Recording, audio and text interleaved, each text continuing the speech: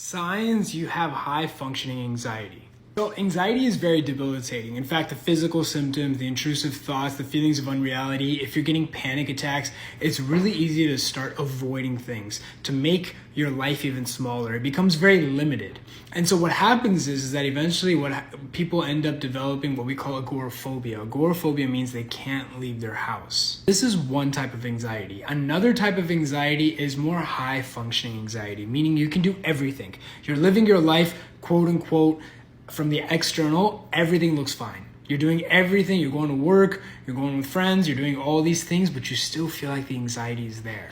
Now with these individuals in particular, it's so easy to think, well, this is just something I'm always gonna have to deal with. Look, I'm living my life freely, fully, and I'm still experiencing anxiety. There's probably some chemical imbalance that's going through my head. Now, the first thing to mention is that when you're experiencing high functioning anxiety, that doesn't mean it's less intense than someone who's experiencing agoraphobia.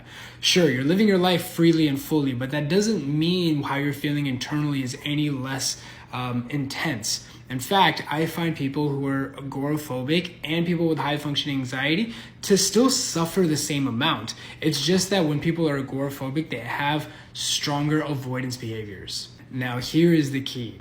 Well, with a lot of these people, they will find ways to distract themselves. They'll always get busy. They may even notice when you have high functioning anxiety that once you don't do anything, that's when anxiety gets the loudest. So it's like when you don't have anything to do. And so one of the consequences is they're always being busy. They're always trying to do things, always trying to work extra hard or do something so that they can almost distract themselves. Because God forbid, if they have nothing to do, well, then they have nothing but their anxiety.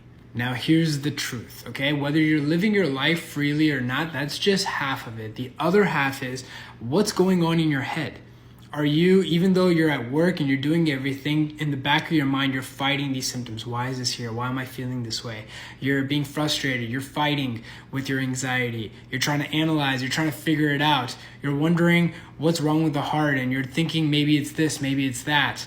Whatever what-if scenario you have in your head, even if you're living life, you could still not be present in what you're doing.